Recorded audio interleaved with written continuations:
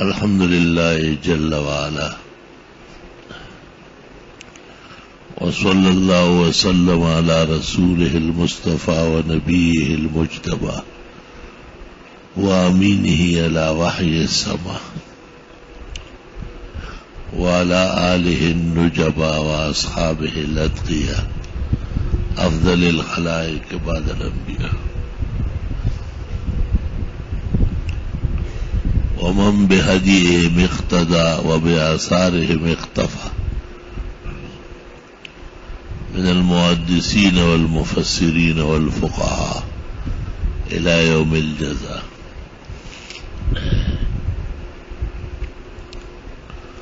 أما بعد فأعوذ بالله من الشيطان الرجيم.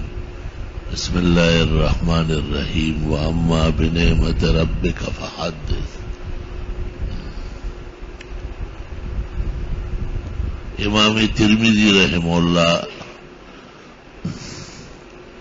جن کی الجامع السنن احادیث کی معروف کتاب ہے، اس میں بحث ہے کہ یہ سیاہ ستہ کی ثالث ہے یا رابع ہے. بظاہر تو یہی معلوم ہوتا ہے کہ بخاری اور مسلم کے بعد تیسری اہم مہم وہ الجامع السنن لترمذی ہے.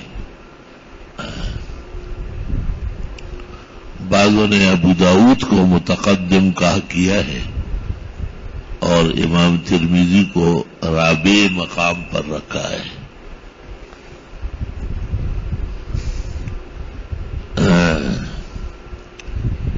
اس نسبت سے کہ بخاری کا خاص الخاص شاگرد اور مستنیر ہے تو شاید مسلم سے بھی اہم ہے، اور اس وجہ سے کہ صحت میں قدر سقم ہے اور وہ ارادی ہے، اختیار سے ہے، کیونکہ امام ترمذی احادیث پر فنی کلام کرنا چاہتے ہیں. اس کے لیے وہ باب کے اندر ادھوری روایت لے آتے ہیں، پھر بتاتے ہیں کہ یہ کیوں ادھوری لایا ہوں اور اس کا بقیہ ٹکڑا فلاں فلاں سے ہیں فلاں سے نہیں ہے، اس میں غرابت پائی جاتی ہے. ایک باب میں 10 صحابہ سے احادیث ہے تو یہ ایک لے آتے ہیں اور 9 کا حوالہ دے دیتے. وفی الباب عن فلان فلان فلان فلان. اس طرح ظاہراً ذخیرۃ الحدیث کم ہے اور حقیقت میں زیادت ہے، کیونکہ احالات بہت زیادہ ہے.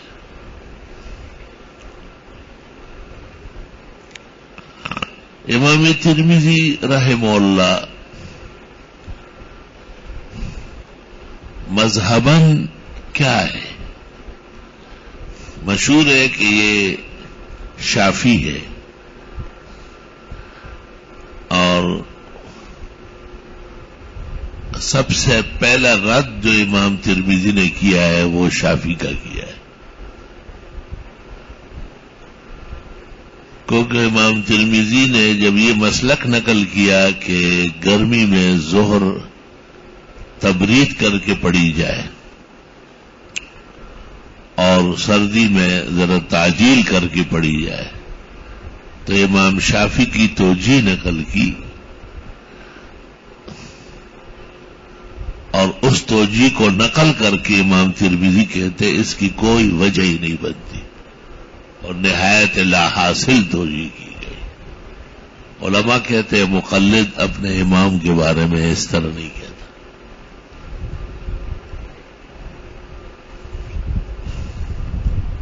ہمارے استاد مولانا مفتی ولی حسن کی رائے یہ تھی کہ یہ شافعی نہیں ہے، یہ اسحاقی ہے. اسحاق ابن راہوے حنظلی، اس کا مذہب بڑے اہتمام سے لاتا ہے، اگرچہ 200 سال بعد پھر وہ مذہب ختم ہو گیا ہے. ایسے بہت سارے مذاہب ہیں جو چلے نہیں ہیں. حمادین کے مذہب ہے، ابو ثور کا ہے، اوزائی کا ہے، اللہ تعالیٰ نے حیات تعبیدیہ صرف 4 کو عطا کی ہے.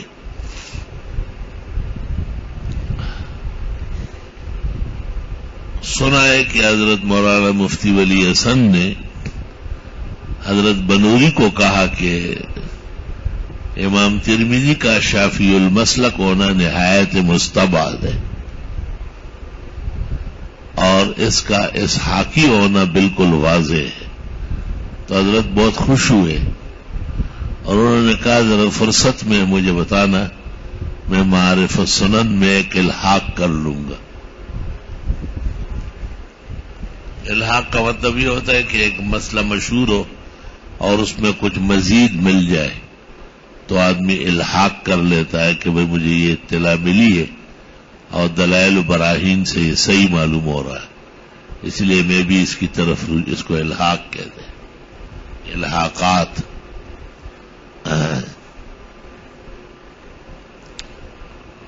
امام ترمذی رحمہ اللہ کو اللہ تعالیٰ نے عجیب شان دی ہے. بہت سارے مذاہب بیان کرتے ہیں اور ایسے ایسے مذاہب کی دنیا حیران رہ جاتی ہے کہ سارے جہان کی اس کو اطلاع ہے کہ اس حدیث میں کس کس نے کلام کیا ہے. تو ایک ہی حدیث یا باب کے تحت کئی مذاہب کی اطلاع ہو جاتی ہے. اور پھر حدیث کس درجے کی ہے؟ خبر واحد ہے، مشہور ہے، متواتر ہے،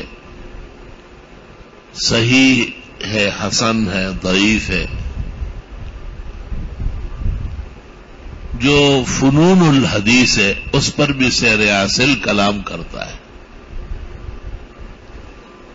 لغات الحدیث بھی عجائب و غرائب طریقے سے لاتا ہے اور احکام بھی پیش کرتا ہے کہ فقہی مسئلہ اس سے یہ ثابت ہو رہا ہے.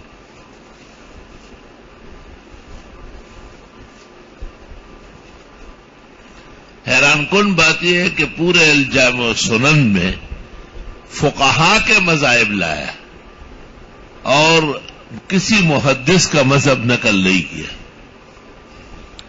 گویا محدثین سب کسی نہ کسی کے مقلد تھے.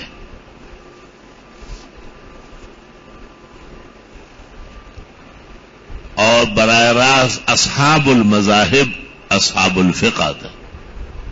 اور یہ مسئلہ ہمارے دور کا نہیں ہے. قرون اولیٰ میں امام ترمذی 3ری صدی کے محدث ہیں اور وہ مذاہب الفقہاء کے امام اور ائمہ ہیں.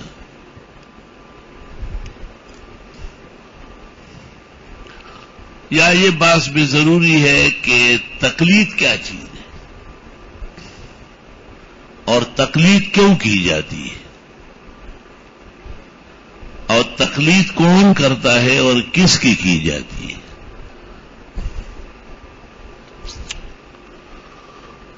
اللہ اکبر کبیرہ فلولا نفر من کل فرقۃ منہم طائفۃ لیتفقہوا فی الدین. کچھ لوگ فقہ حاصل کریں وَلِيُنذِرُوا قَوْمَهُمْ إِذَا رَجَعُوا إِلَيْهِمْ.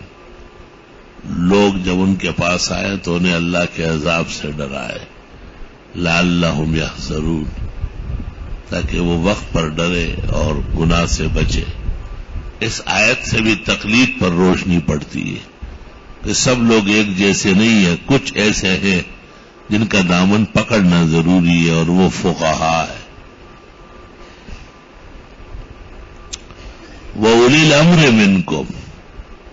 اولو الامر اے اہل الفقہ منکم.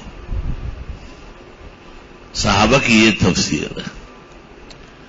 وَأَوْلَى الْأَقْوَالِ سب سے بہترین قول ابن جریر کہتے ہیں تفسیر میں وہ یہ کہ اولو الامر سے مراد مجتہدین اور فقہاء ہے.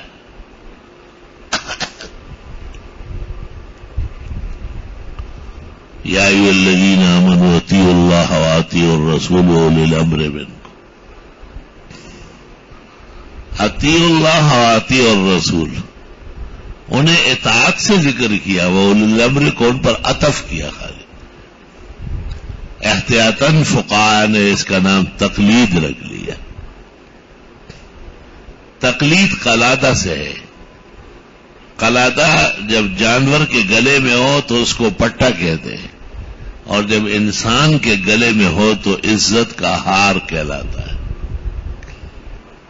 چونکہ ہم انسان ہیں اس لیے ہم نے تقلید کا معنی لیا ہے کسی فقیہ یا مجتہد کا، ان کے فقہ اور اجتہاد پر اعتماد کر کے بلا دلیل اور طلب برہان کے ان کا اتباع کرنا. اور جو لوگ انسان نہیں تھے، حیوان تھے، انہوں نے اپنا معنی لے لیا کہ تقلید تو جی پٹے کو کہتے ہیں، اور پٹا کتے کے گلے میں ہوتا ہے، اور کہتے اپنے آپ کو اہل الحدیث ہے.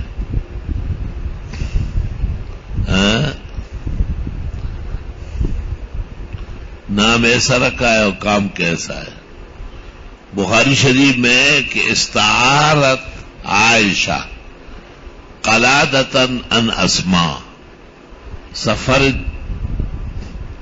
عفق کے لیے جاتے وقت بی بی عائشہ نے اپنی بہن اسماء سے قلادہ مانگا تھا، یعنی ہار مانگا تھا، اور وہیں گم ہوا تھا، اس کی تلاش میں دیر ہوئی تھی.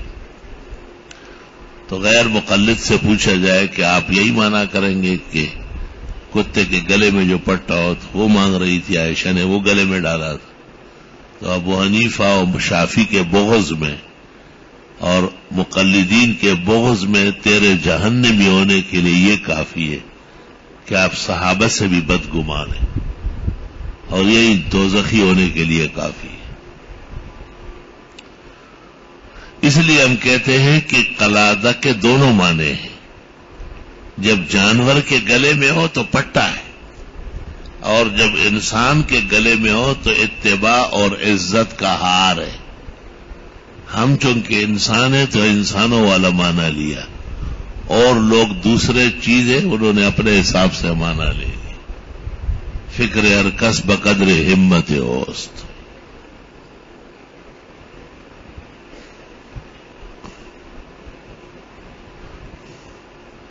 بعض لوگ کہتے ہیں کہ قرآن و سنت بالکل واضح ہے،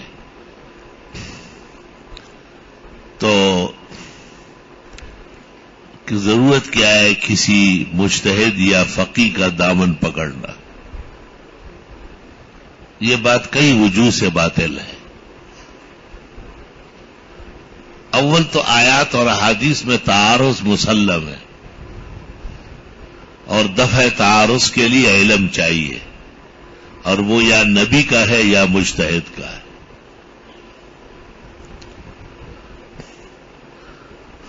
حضرت عائشہ نے جو تفسیر کی تھی اصحاب یسیر و عسیر، رسول اللہ صلی اللہ علیہ وسلم نے نامنظور فرمائی کہ یہ تفسیر آپ غلط کر رہی ہیں.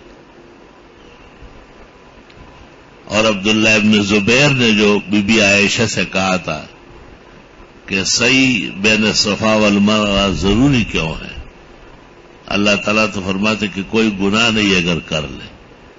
تو حضرت عائشہ نے کہا واہ تیرے عقل پر آفرید، یعنی کرنے کو اللہ نے ترجیح دی، ترک کو تھوڑی ترجیح دی. یہ تھوڑا ہی کہا کہ کوئی بات نہیں اگر نہ کرے، فرمایا کرے، لہذا وجوب صحیح معلوم ہوا.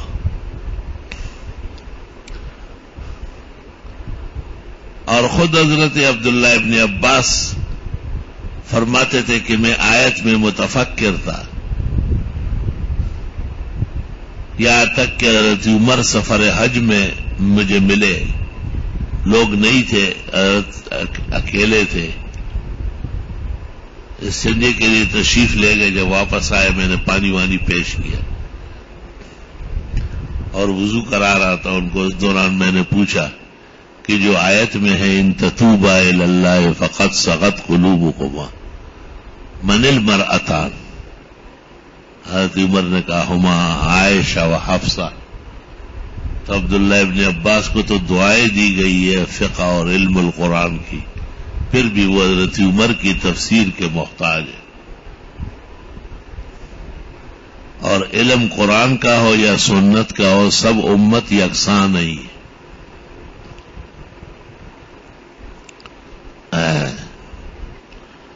بخاری شریف میں ہے کہ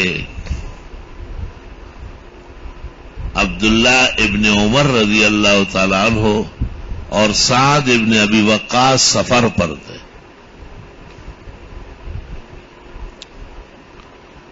تو حضرت عبداللہ ابن عمر کو یہ پتہ نہیں تھا کہ موضوع پر مسح ہوتا ہے۔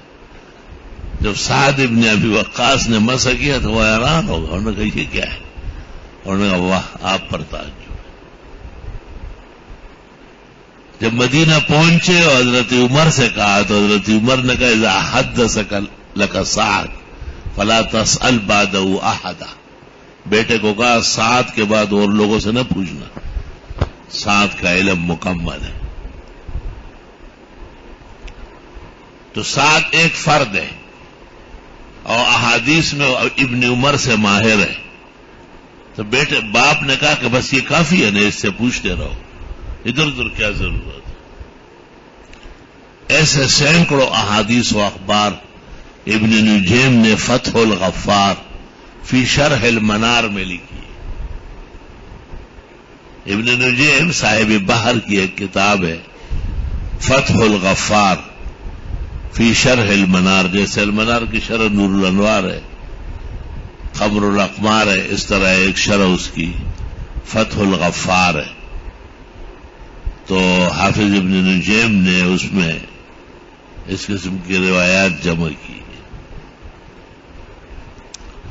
فَاسْأَلُوا أَهْلَ الذِّكْرِ إِن كُنتُمْ لَا تَعْلَمُونَ، اس آیت کے ذیل میں شیخ الاسلام ابن تیمیہ لکھتے ہیں آیت میں دلیل ہے کہ مجتہد اور فقیہ کا اتباع کرنا چاہیے، یہ دیکھ چونکہ عالم بہت بڑا ہے۔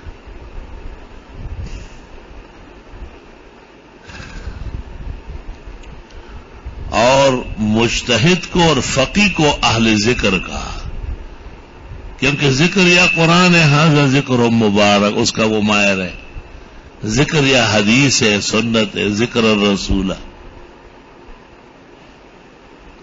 ذکر نماز ہے، اقم الصلاۃ لذکری۔ اکثر دین پر ذکر کا اطلاق ہے، اور اس کا ماہر جو عالم ہوتا ہے وہی مجتہد و فقیہ ہوتا ہے۔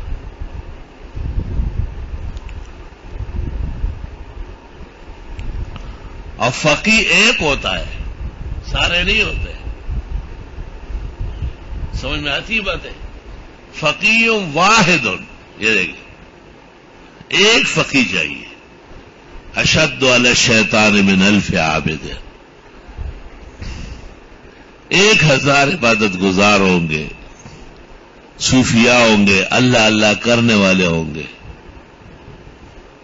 لیکن شیطان ان کو دھوکہ دیتا ہے، ان سے غلطی کراتا ہے۔ ہمارے ہاں ایک شخص تھا، وہ فوج میں پلمبر تھا، پلمبنگ کا کام کرتا تھا۔ مولانا عبد الغفور مدنی عباسی سے بیعت ہوا، پھر حضرت کے وصال کے بعد کسی اور سے ہوا۔ میرے زمانے میں وہ ریٹائر ہو چکا تھا اور گھر پر ریٹائرمنٹ گزار رہا تھا، بڑا اچھا اللہ والا نیک شخص تھا۔ تو میں اسی کے گھر سے گزرتے ہوئے آگے ہماری زمینیں تھی، آتے جاتے میں ان سے بات چیت ہوتی تھی۔ تو میں نے ان سے ایک دن پوچھا کہ آپ جماعت میں نہیں آتے نماز؟ تو وہ ہنس پڑا۔ میں اس کو دیکھ رہا تھا کہ کیسے ہنس رہا۔ میرے تو بڑی عبادات ہے، ساری رات جاگتا ہوں، اللہ اللہ کرتا ہوں، میرے پاس 1000 کی بھی تسبیح ہے، 5000 کی بھی ہے۔ اگر میں جماعت میں آیا تو سارا ثواب مجھے مل جائے گا، تو یہ خواران بدگاران کیا کرے؟ ماں یہ اخلیت کہتے میں اخلیت ہوگا، خبر ہوگا، پیر دے پیر سے جہان لوے خار دے پیر سے پر جہان کے جگہ کو بیوقوف نہیں ہے پیر۔ میں بالکل دنگ رہ گیا اس پر۔ اور قرآن شریف کا ترجمہ و تفسیر اس کے پاس احمد رضا خان کا تھا، کنز الایمان اور خزائن العرفان۔ استاد مولانا عبدالحنان سے ترجمہ پڑھتا تھا. میں نے کہا یار تو بریلوی ہے وہ نیا میں تپوس ہوگا ویسے سب ټول علماء سره محبت کو حضرت ہوتی نا ټول سره بنکے جو ہمارے سلسلے ہیں ان سے کرنی غلط لوگوں سے پھر میرے پاس مت آؤ.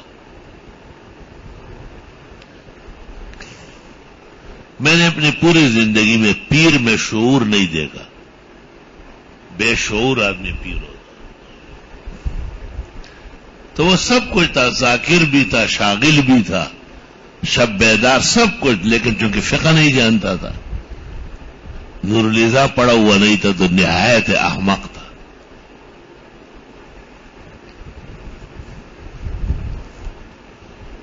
اس لیے پیغمبر کہتے ہیں کہ من یرد اللہ بی خیرا یفقہہ فی الدین. دیکھو آپ کو اتنی صریح حدیث یاد نہیں ہے جس میں پیغمبر نے کہا ہو جس کو 10 آیات یاد ہو یا 10 حدیثیں یاد ہو. نہیں ہے, کوئی بھی یاد نہیں. آپ بس صرف یہ طے کہ ترمذی کی روایت یاد ہے کہ جو حافظ قرآن ہو اس کے ماں باپ کو قیامت کے دن تاج پہنے, یہ روایت یاد ہے نا. یا حافظ قرآن سے کہا جائے گا پڑھتا جاؤ چڑھتا جا. لیکن دیکھو فقہ کے بارے میں کتنی صریح اور صحیح احادیث ہیں. پھر ایک حیران کن بات یہ ہے کہ قرآن کریم میں کسی آیت میں یہ بات نہیں ہے کہ لوگ تفسیر کے ماہر ہو جائیں. نہ یہ آیت موجود ہے کہ لوگ احادیث اور اسانید یاد کریں. کام ہے لیکن اور چیزوں سے ثابت ہے. مگر یہاں دیکھو جب فقہ کا نمبر آئے لیتفقہوا فی الدین, دین کی فقہ پیدا کرنا ضروری ہے. اگر کوئی اس پر سٹینڈ لے کہ قرآن کریم میں صرف ایک علم ہے اور وہ فقہ, تو غلط تھوڑی ہے, صحیح کہا ہے. قرآن کریم میں کئی بھی تفسیر کے فضائل نہیں ہے, کئی بھی حفظ الحدیث کے فضائل نہیں ہے. یعنی مفسر, محدث, حافظ الحدیث ان کا درجہ بعد میں ہے. یہ سب کے سب عوام ہے فقی کے سامنے. لیتفقہوا فی الدین.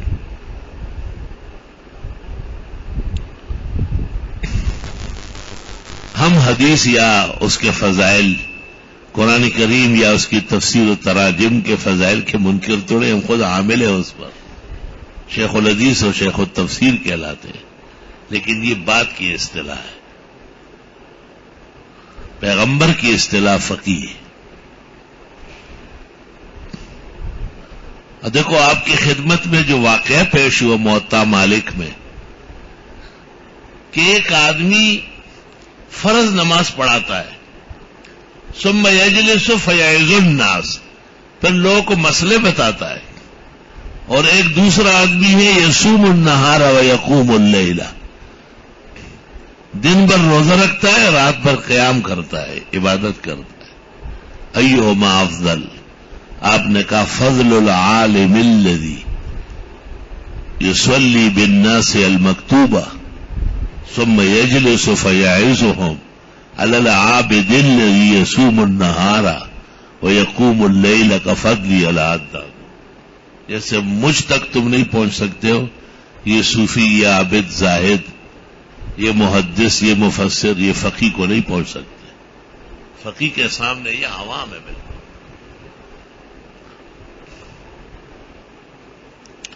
لا الہ الا اللہ استغفر اللہ واتوب الیہ. سینکڑوں محدثین جمع ہے اور سینکڑوں مفسرین جمع ہے, اور ایک آدمی ان میں ہے جن کو نور الیزا یا قدوری یاد ہے, مسائل بتا سکتا ہے. امام بخاری بھی کہتے ہیں کہ وہ جس کو مسائل یاد ہے وہ نماز کے لیے آگے ہو جائے. بخاری کا بھی یہی مذہب ہے. اس لیے علماء کہتے ہیں کہ بخاری یا ترمذی حدیث کی کتاب ہے یا فقہ کی. ترمذی کے بارے میں تو مولانا انور شاہ کی رائے یہ ہے کہ یہ فقہ کی کتاب ہے, علی منہج الفقہ والفقہاء.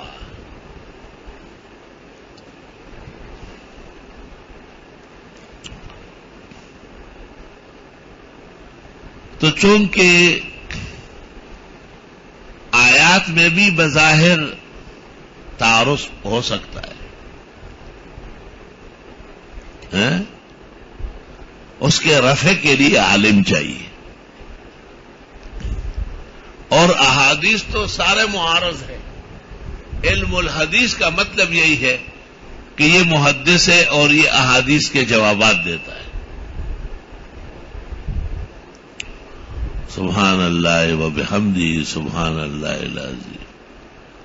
هو الذی انزل علیک الکتاب منہ آیات محکمات ہن ام الکتاب واخر متشابہات، اور کچھ آیتیں متشابہ۔ ادھر دیکھو کیا ہے، سورہ ہود پڑھو ذرا، الف لام را کتاب احکمت آیات ہے ثم فصلت من لدن حکیم خبیر۔ اب اگر کوئی شخص یہ کہے کہ سورۃ ہود میں وضاحت ہو گئی کہ قرآن سارا محکم ہے، کوئی متشابہ نہیں،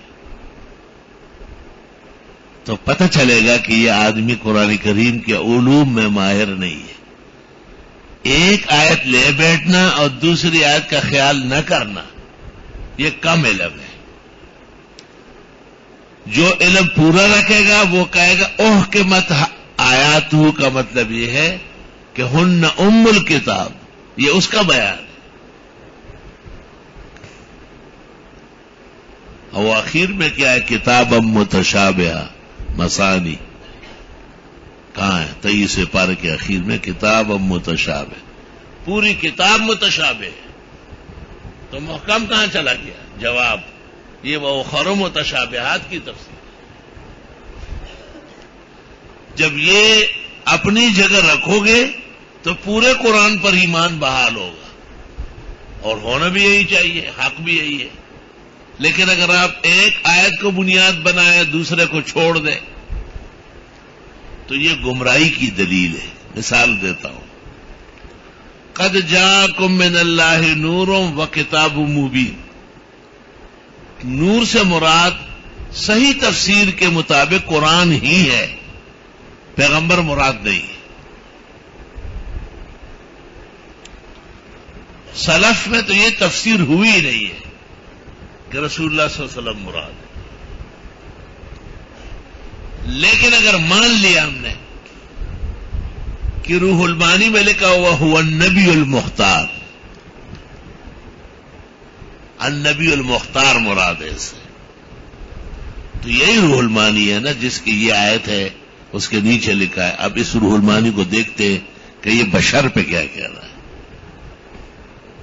تو بشر پر اس نے کہا کہ جو شخص یہ کہے کہ میں نبی مانتا ہوں، یہ نہیں جانتا ہوں کہ وہ بشر ہے یا نور ہے یا ناری ہے، تو لا شک فی کفری، لأن النبی صلی اللہ علیہ وسلم کان بشرا فمن انکر فقد کفر۔ تو پتہ چلا کہ علامہ آلوسی نے جو کہا ہے هو النور الانوار والنبی المختار، وہ متضاد نہیں ہے بشریت کا، وہ بشر کے ذیل میں اس کے منکر کو بھی کافر کہہ رہے ہیں۔ تو جس طرح اہل حق کہتے ہیں کہ هو النور الانوار والنبی المختار، اے حسب درجتی ومقامه لتخرج الناس من الظلمات الى النور، واما جنسا ونوعا فبشر من البشر۔ تو دو آیتیں اہل حق جمع کر دیں، اور دونوں آیتیں قرآن ہے، اس پر ایمان ضروری ہے۔ تو یہ فرق ہے اہل حق میں اور اہل بدعت میں۔ بدعتی کہے گا کہ یہ نور ہے، پھر وہ کیا کہتے ہیں؟ وہ کہتے ہیں نبی کو بشر کہنا اس کے صفات کمال کا انکار ہے، اور یہ کفار کا دستور ہے۔ تفسیر خزائن العرفان، مولوی نعیم الدین مراد آبادی، ومن الناس من يقول آمنا باللہ وبالیوم الآخر وما هم بمؤمنین کے ذیل میں لکھا۔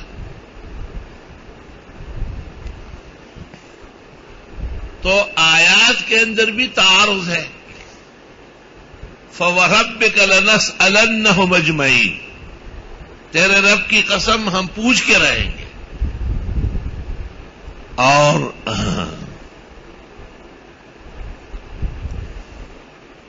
سورہ رحمان میں کس طرح ہے؟ فَإِذَا انشَقَّتِ السَّمَاءُ فَكَانَتْ وَرْدَةً كَالدِّهَانِ، آگے فَيَوْمَئِذٍ لَا يُسْأَلُ عَنْ ذَنبِهِ إِنسٌ وَلَا جَانٌ، جن اور ان سے کوئی سوال نہیں تو وہ کس سے ہوگا؟ فَوَرَبِّكَ لَنَسْأَلَنَّهُمْ أَجْمَعِينَ. تو جواب اس طرح دیا جاتا ہے کہ یہ سوال نہیں ہوگا کہ گناہ کیا ہے یا نہیں، وہ تو مسلم ہے. یعرف المجرمون بسیماہم، وہ تو نظر آ رہا ہے. فیؤخذ بالنواصی والاقدام، یہ پوچھا جائے گا کہ کیوں کیا ہے آپ نے. تو آیات متعارضہ اور احادیث معارضہ کے رفع کے لیے جس علم کی ضرورت پیش آئی ہے اس کا نام ہے فقہ، اور اس کے ماہر کو کہتے ہیں فقیہ، مجتہد، مستنبط، مستخرج. سب فقہا نہیں ہے. یہ سب کو پتا ہے کہ بھئی زمین کھود کر میٹھا پانی نکل آتا ہے کنویں کی شکل میں، ٹیوب ویل کی شکل میں، لیکن زمین کھودتا کون ہے؟ کہ جتنے بیٹھے ہوئے ان کو لگاؤ 2 سال میں بھی نہیں کھود سکتے. کھودیں گے تو کوئی سرنگ بنا لیں گے.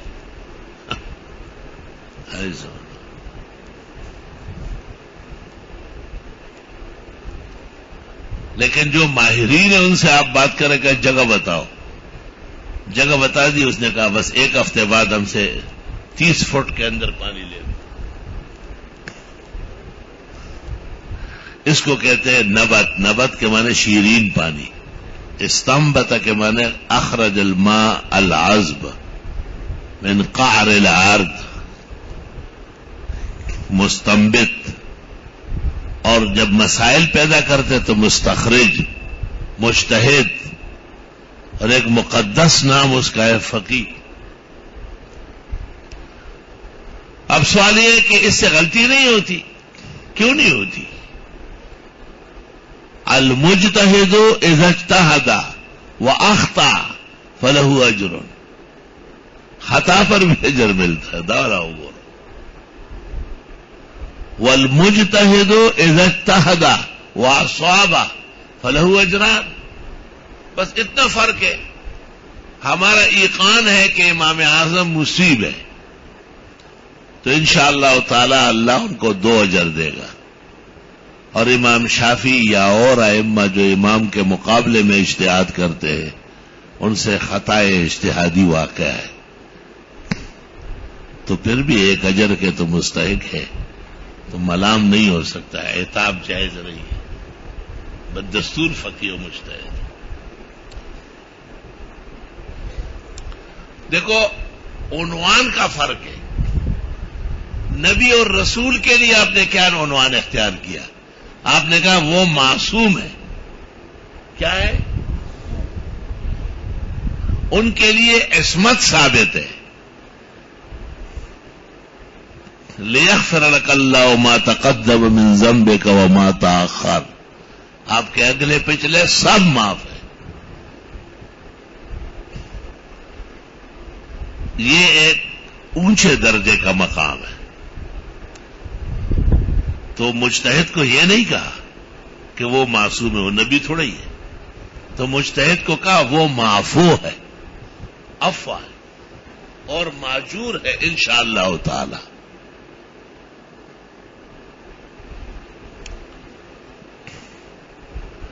اجتہاد اور تقلید پر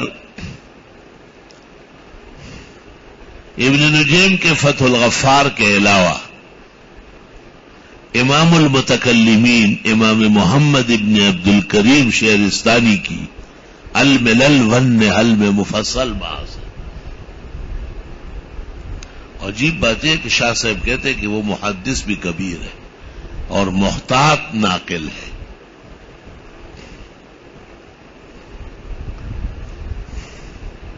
اس نے شرائط نقل کیے مجتہد کے لیے، آداب نقل کیے کہ بھئی یہ قرآن کے اندر جو آیات ہے، احکام ہے، وہ ان کو یاد ہو۔ ایک تقریباً قرآن کریم میں کتنی آیتیں؟ 500، اور احادیث مبارکہ بھی 2500 کے قریب ہوں۔ وہ آیات جن پر کلام مجتہد و فقیہ کرتا ہے آیات الاحکام کہلاتی ہے۔ امام طحاوی نے اس پر کتاب لکھی ہے، احکام القرآن۔ ہماری دانش میں امت محمدیہ میں پہلا فرد جس نے آیات الاحکام پر کلام کیا وہ امام طحاوی حنفی، ان سے پہلے ہمیں کوئی معلوم نہیں۔ ہاں یہ پتہ ہے ہمیں کہ امام شافعی رحمت اللہ علیہ اپنے شاگرد خاص امام احمد ابن حنبل کے ہاں گئے۔ احمد بغدادی ہے، اور حضرت امام شافعی تو اصلاً غزہ کے ہیں، بعد میں مکہ میں جا کے استوطن بمکہ۔ کچھ مدت گزر گئی تو پھر مصر چلے گئے، قرافہ میں شاگردوں کے ساتھ رہتے تھے۔ یہ تمام مسائل جو رفع یدین ہے، امین بالجار ہے، فاتحہ خلف الامام ہے، یہ انہوں نے مصر میں اختیار کیے، اور جب تک مکہ میں تھے تو بالکل صحیح سلامت تھے، نہ امین بالجہر کے قائل تھے، نہ رفع یدین کے، نہ فاتحہ خلف الامام کے۔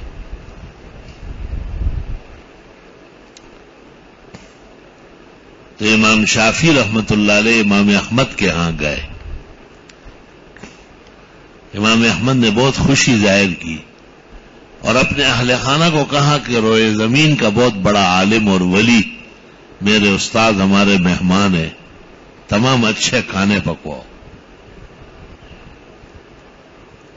بہت اچھے اچھے کھانے پکے اور رات کو چھنے گئے۔ امام شافعی نے بھی خوب طالب علمانہ بازو چلایا،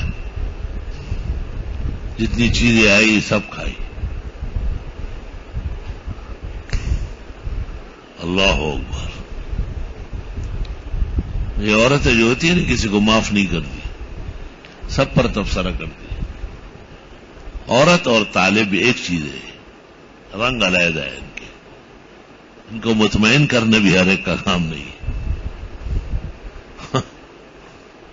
اور ناشکر بھی جلدی بنتا ہے۔ لو احسنت احداہن الدہر، بخاری میں ہے، اگر آپ نے کسی عورت سے احسانات زندگی بھر کیے، ثم رأت منک شیئا، پھر کوئی کمزوری دیکھی، قالت واللہ ما رأیت منک خیرا، کہے گی میں نے تیرے گھر میں خوشی دیکھی نہیں، اور مکر بکائی، جڑا بکائی، معشومان بٹولے رانی کی دس چل رہا ساسو پلار نہ ڈیرا تھنگ آیا ٹھول مرے زپلی نہ یو درزن بشیری کم دے نہ روڑی نہ زپلو نہ روڑی نہ مور سرا خسوگی حساب نہ کہے نا۔ اس لیے جو عورت خاون کی شکایت کرتی ہے اس کی اولاد اپنے والد کے سخت خلاف ہوتی ہے، سخت ترین خلاف۔ کچھ بھی ہو اولاد کا تعلق ماں سے زیادہ ہے، ماں ان کو بڑی مظلوم نظر آتی ہے۔ توبہ۔ اس لیے عورت جب شریف اور نیک نسل ہو تو وہ اولاد کے سامنے خاون کی عزت کرتی ہے بہت زیادہ۔ تمہارے والد بہت عظیم انسان ہے، اس نے مجھے پلکوں پہ پالا ہے اور بڑی مشقتوں سے تمہیں نکالا ہے۔ میرے والد صاحب بالکل الف سے با پڑے ہوئے رہے، اور اتنے میں ظالم تو بیٹا نہیں کہہ سکتے، زورا اور تھے کہ انہوں نے میری والدہ کے ساتھ جو زیادتی کی ہے مجھے یاد آتی ہے تو یقین کر لے کہ مجھے میرے منہ سے مغفرت کا لفظ نہیں نکلتا۔ دیر خپش، دیر زیاد خپش، لیکن ہماری والدہ ہمیں بہت سخت خبر نہ تس ہو کی تس کر دے خبر ہو ایسی نیک نسل عورت تھی جو ہے نا تاسو خود خاون منس خبر مکو. اور ہماری والدہ کا ایک ارشاد تھا خوے خاون نوم د خدای دی کدی مانا خپای زما مغفرت بو نشي. سو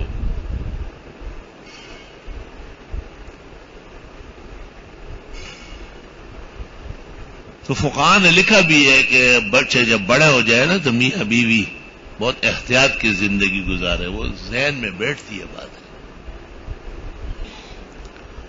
اور جب عورت بدذات ہو وہی گھر تو اف میرے لیے دوزخ ہے, میں جب سے آئی ہوں تکلیفوں میں اوپر دیکھے گا. تو بچے سوچتے ہیں کہ یہ دوزخ کس کی وجہ سے, باپ کی وجہ سے, خود بخود مخالف ہو جاتا. اس کا بڑا علم, بڑا مقام, بڑا مرتبہ اولاد کے سامنے مٹی ہوتا ہے. اس لیے عورت کو کنٹرول کرنا بہت ضروری ہے.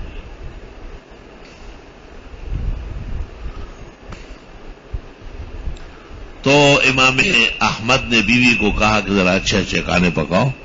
میرے استاد امام شافعی آئے, بہت زبردست کھانے پکائے. امام شافعی بھی خوب تکائے سفر سے آئے تھے تو انہوں نے خوب شوق سے کھایا. اور پھر رات کو نوکرانی سے پانی رکھوایا وضو کے لیے. صبح فجر کے بعد جب نوکرانی آئی تو پانی پورا فل پڑا ہوا تھا. احمد کی اہلیہ نے شکایت کی کہ آپ کے استاد نے رات کو اتنا کھانا کھایا کہ تہجد کے لیے ہی نہیں اٹھے, پانی اس طرح پڑا ہوا ہے. امام احمد نے امام شافعی کو کہا, انہوں نے کہا اصل میں روئے زمین پر سب سے حلال رزق وہ احمد ابن حنبل کا ہے. امام احمد تو بہت محتاط تھے اور میں حلال رزق کھا کے ایک آیت کے اندر پریشان تھا اور رات کو اس سے 100 مسئلے نکالے. ایک آیت سے 100 مسائل. اور یہاں تک کہ وقت داخل ہو گیا تو میں نے عشاء کے وضو سے ہی تہجد اور فجر کی نماز پڑھی. مجھے نئے وضو کی ضرورت ہی پیش نہیں آئی. اس لیے کہتے کار پاکاں را قیاس خود مگیر گرچہ باشد در نوشتن شیر و شیر. بزرگوں کے حالات اپنے جیسے نہ سمجھو, گرچہ لکھنے میں شیر اور شیر ایک جیسے لیکن شیر جانور ہے اور شیر دودھ ہے. کار پاکاں را قیاس خود مگیر گرچہ باشد در نوشتن شیر و شیر. مجتہدین کا ایسا ایک رنگ ہے کہ دیکھو اب وہاں مہمان ہیں, کھانے وانے شوق سے کھائے تو ایک آیت کے اندر سوچنے لگے تو 100 مسائل اس میں سے استنباط کیے گئے. اللہ تعالیٰ نے حضرات فقہاء و مجتہدوں کو ایسے ملکات نصیب فرمائے. اس لیے امت محمدیہ کے شرف اور افضلیت میں سے کہ ان کے اندر فقہاء اللہ نے پیدا کیے. حافظ ابن قیم نے بدائع الفوائد میں لکھا ہے کہ جو فقہاء پیدا ہوئے مجتہدین یہ اکمال دین کی برکت ہے. الیوم اکملت لکم دینکم واتممت علیکم نعمتی ورضیت لکم الاسلام دینا. آپ کو غیر مقلد کہے گا کہ وہ اسلام تو اس سے پہلے بھی مکمل تھا, فقہاء بعد میں آئے. تو آپ کہے بخاری, مسلم, ترمذی, ابو داؤد, نسائی, ابن ماجہ بھی دین کا حصہ ہے یا نہیں؟ یہ سارے کے سارے فقہاء کے بعد آئے. فما جوابکم فہو جوابنا. اور آپ کو کہیں گے کہ 4 مذاہب کہاں سے آئے تو آپ کہیں گے 6 سے کہاں سے آئے. یہ تکوینی امور ہے. اللہ کم الحاکمین نے 4 مذاہب, 4 ائمہ, 4 فقہاء, 4 مجتہد, ان کے استنباطات اور استدلالات کے ذریعے دین اسلام کو مکمل فرمایا. 5واں مذہب بنا نہیں, نہ چلا ہے اس وقت سے لے کے آج تک. جس نے بھی کوشش کی ہے رسوا ہوا ہے, پٹا ہے. اس اس طرح دنیا میں بڑی کتابیں لکھی گئی، لیکن بخاری کا جواب کون ہے؟ مسلم اور ترمذی کو کون پیچھے کرے گا؟ جہان بھر کی کتابیں محدثین نے لکھی، مگر صحاح ستہ، تفصیل دیکھو نواب صدیق کی کتاب الحتہ فی ذکر صحاح ستہ، لا الہ الا اللہ۔ مولوی صاحبان سمجھ رہے ہیں؟ تو امام ترمذی کے الجامع السنن میں یہ بھی ایک زبردست کمال ہے کہ اس میں فقہاء و مجتہدین کی دلالات ہے۔ کتاب فقہ کی زیادہ ہے۔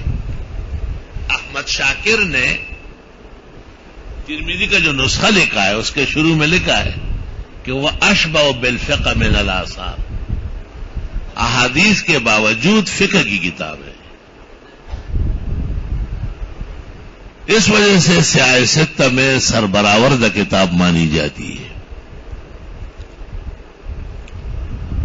اور ترمذی شریف کا درس تمام درسوں میں اول نمبر مانا جاتا ہے، کیونکہ سب ابحاث تقریباً اس میں مکمل کی جاتی۔ ایک علم یہ ہے کہ بعض علماء نام سے مشہور ہے، بعض مقام سے مشہور ہے۔ یہ نام کے ساتھ لقب بتا دے گا، کنیت۔ مثلا یہ کہے گا امام اعمش تو کہے گا اسمہ سلیمان بن مہران۔ ابو حنیفہ تو نہیں کہتے، ایک جگہ کہا ہے، ورنہ کہہ دیتا کہ اسمہ نعمان ابن ثابت۔ یاد تو ہم کو کیا عذر و شکوہ ہی صحیح، اہل قربت سے شکایات چلی آتی۔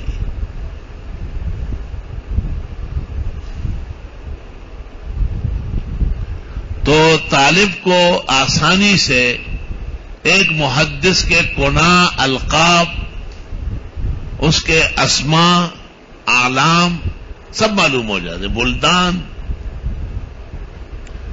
ورنہ اسماء پر علیحدہ کتاب ہے، کناں پر علیحدہ کتاب ہے۔ میں نے اس دن بتایا بلدان پر یاقوت حموی کی موجم البلدان ہے 5 جلدوں میں،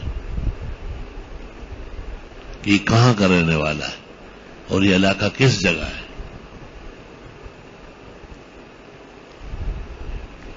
الغرض کوئی علم چھوٹتا نہیں ترمذی شریف سے، تمام علوم پر کلام کرتا ہے وہ۔ پھر غرابت بتائے گا کہ یہ لفظ غریب ہے، یعنی نو وجود ہے، اس کے جو معروف طریقے ہیں ان میں یہ لفظ نہیں ہے۔ 2 سندیں لے آئے گا، مثلا مالک کی سند وہ ادھوری ہے، لیکن مالک الرجال والاسانید ہے، تو اس کے ساتھ قتیبہ بن سعید کی دوسری سند لا رہا ہے، اس کی تکمیل کر رہا ہے۔ تو پہلے سے وہ لے لیا تھا، قتیبہ بن سعید مالک کے برابر تھوڑا ہی ہے، مالک کو اور شان کے آدمی۔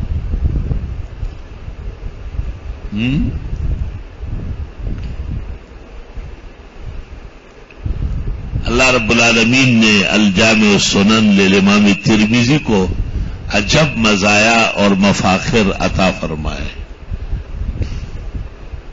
شروع اس کے مختصر ہے، میری دانش میں کل 17 شروع ترمذی کی ہو چکی ہے۔ اس زمانے میں تو بس ہر طالب جو ہے ایک کاپی پہ آیت بتاتا ہے، اگلے سال چپ جاتی، اس کے دیکھنے میں کوئی فائدہ نہیں ہے، اس میں آدمی کمزور ہو جاتا ہے۔ براہ راست کتاب دیکھنے کی عادت پیدا کرو، جیسے عارضۃ الاحوزی ہے ابن العربی کی، اول شرح ہے، 16 جلدوں میں، عام مل رہی، بہت بہترین ہے۔ تحفۃ الاحوزی عبد الرحمن مبارک پوری غیر مقلد کی ہے، جو ہمارے حضرت اقدس شاہ صاحب اور دیوبند کے علماء پہ اعتراضات کے لیے لکھی ہے۔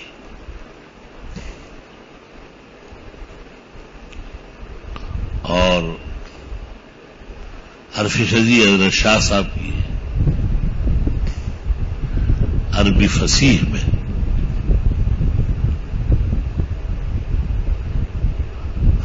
اور معارف السنن تو حضرت اقدس استاذنا و مولانا و وسیلتنا الی اللہ حضرت بنوری کی گویا کہ سب کچھ پر مشتمل شرح ہے.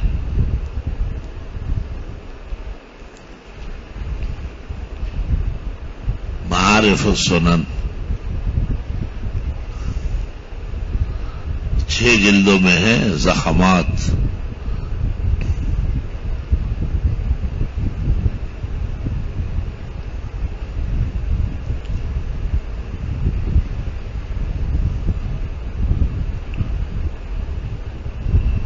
اور اردو میں بھی مولانا سرفراز خان کی شرح قدر بہتر ہے. خزائن السنن مولوی موسیٰ خان لاہور والے کی ریاض السنن اور اعلیٰ ہے، لیکن وہ دوسری جلد شائع ہے، پہلی لکھی نہیں. شاید ان کے پاس اس زمانے میں جلد لسانی تھی.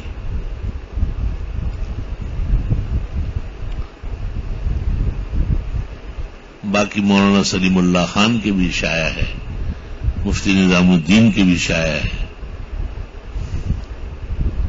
مولانا عبدالحق صاحب کوڑا خٹک کی حقائق السنن کے نام سے بہت مختصر اور جامع ہے. اللہ اکبر. ہم نے بھی کچھ جمع کیا تھا. احسن الاحوزی فی شرح السنن الجامع للترمذی.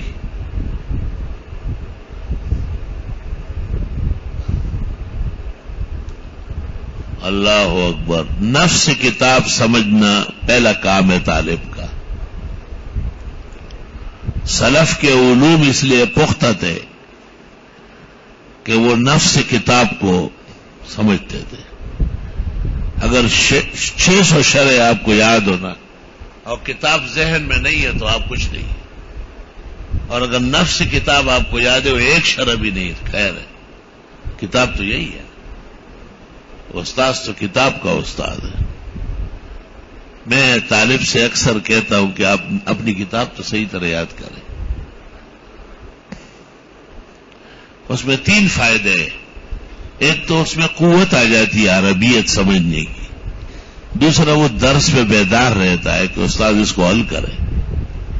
تیسرا پھر وہ اس آموختے کو پختہ کرتا ہے.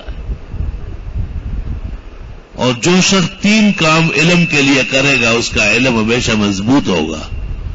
آنے سے پہلے مطالعہ، درس میں بیدار، متوجہ، اور درس کے بعد آموختے کو دہرانا، سہرانا، تکرار کرنا. اللہ اکبر. الحمدللہ رب العالمین. اللہم صل وسلم علی النبی وعلی آلہ واصحابہ وبارک وسلم علیہ. ربنا آتنا فی الدنیا حسنہ وفی الآخرۃ حسنہ وقنا عذاب النار. اللہم انا نسألک العفو والعافیہ فی الدنیا والآخرہ. اللہم اکرمنا فی الدنیا والآخرہ. اللہم احفظنا بحفاظتک وانصرنا بنصرتک. صلی اللہ علیہ وسلم. کل کے درس میں جو ترمذی پر سندیں لگی ہوئی ہے، شاہ اسحاق اور شاہ عبدالعزیز وغیرہ، اس کا بیان ہوگا. اس سے جو وقت بچے گا تو پھر جو اپنے امام ترمذی کی کتاب نقل کرنے والے جو بزرگ ہیں، ابو الفتح، قاضی ابو الفتح ہے اور غورجی ہے اور تریاقی ہے اور محبوبی ہے، ان کے تذکرے